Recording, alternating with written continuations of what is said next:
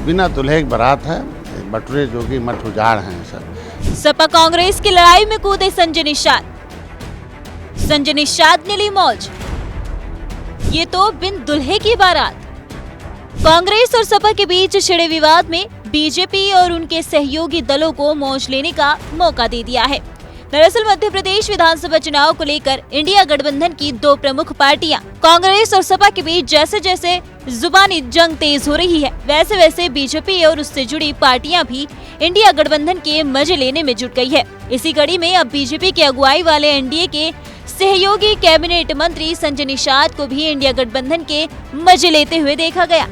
सपा कांग्रेस विवाद की आड़ में उन्होंने इंडिया गठबंधन पर तंज कसा। संजय निषाद ने विपक्षी मोर्चा को बिन दुल्हे की बारात बता दिया। उन्होंने कहा कि भ्रष्टाचार को छिपाने के लिए विपक्षी नेता एक मंच पर इकट्ठा हुए हैं। साथ ही उन्होंने कहा कि सपा कांग्रेस पहले भी एक हुई है और एक बार फिर देख लेना आगे क्या होगा।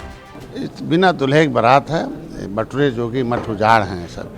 और दल तो दिखते थे लेकिन दिल एक साथ नहीं था। पहले भी मैंने बताया कि ये सब एक दूसरे के खून के प्यासे हैं और क्षेत्र में आपस में लड़के और कांग्रेस के गलत नीतियों से उत्पन्न इन पार्टियां हैं। जब उनके द्वारा ही उनके विरोध में पार्टियां बनी हुई हैं तो दिल कैसे हो सकता है एक। इसीलिए आज के दिन में आपने देखा होगा 2017 में कांग्रेस सपा एक हुई थी तो सपा कितना खत्म हुई। और एक बार और देख लीजिए, एक बार और सवार हो जाए, बचा कुछ वो भी खत्म।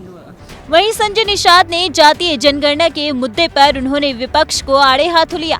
कांग्रेस को निशाने पर लेते हुए उन्होंने कहा कि कांग्रेस के दो तरीके काम थे, एक पर्दे के पीछे और दूसरा पर्दे के आगे। मैंने तो आपको बता दिया ना कि पर्दे के पीछे और पर्दे के आगे कांग्रेस के दो तरह के काम थे। पर्दे के आगे दिखाने वाले थे, पर्दे के पीछे कुछ और करने वाले थे। हम तो पीड़ित हैं ना, हम अपनी बात खुद कह दें कि पर्दे के पीछे कांग्रेस के समय हमारी खुद की आरक्षण की फाइल गायब कराई हो। पब्लिक जो फाइल 1950 SC/ST रिजर्वेशन की, उसको खुद के उनके दोनों RTI में पता चला कि वो ले गए, फाइल ही गायब करा दिया जिसमें उपजातियों का जिक्र है कि केवट मल्ला मझवार अनुसूचित जात के हकदार हैं, उत्तराखंड दक्षिणा मोची अहिरवार गहिरवार हैं जो है जाटव हैं, आज के दिन में रजक बरठा कनौजा धोबी हैं। तो आज के दिन में वो एक तरीके से जो उनके नज़दीक चंगू मंगू रहे उनके फ़ायदा पहुँचाने के लिए बाकी का किस तरीके से हनन किया कि देखो 1971 तक 91 तक हम 1931 से 41 और 51 61 और 71 81 81 हम 60 सालों तक इसमें हम गिनती होती रही अनुसूचित जात में केवट मल्लाह वजह। लेकिन OBC में डाल के कितना अन्याय किया इन लोगों ने कि बिना संविधान में कभी कौन से आयोग ने रिपोर्ट लगा दिया। तो ऐसा तो उनका कुकृत पहले भी रहा है। तो इसीलिए मैं कहूँगा कि इन पर्दे के पीछे जो षड्यंत्र हुए हैं उसका पर्दाफाश होना चाहिए। और आज के दिन में जो भी चल रहा वो कांग्रेस के पुराने किए हुए कुकृत्यों को चल रहा है और निश्चित रूप से जनता इसीलिए अब उनसे दूर हो रही है और मोदी जी को पुनः से ला रही है। बता दें कि वाराणसी पहुंचे संजय निषाद ने आगामी लोकसभा चुनाव पर भी प्रतिक्रिया दी। उन्होंने एनडीए गठबंधन को देश भर में 300 से ज्यादा सीट मिलने का दावा किया। संजय निषाद ने कहा कि 5 राज्यों में विधानसभा चुनाव में जनता एनडीए प्रत्याशियों को जीत का सेहरा बांधेगी।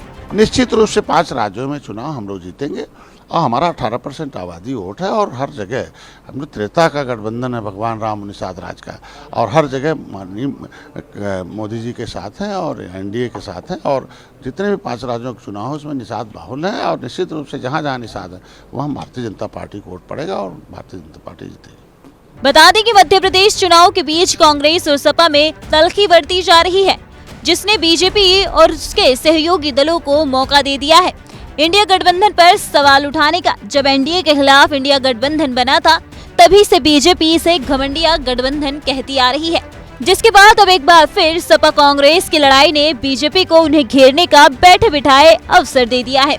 दरअसल मध्य प्रदेश में सीट शेयरिंग पर बात न बनने की वजह से सपा और कांग्रेस आमने सामने आ गई है।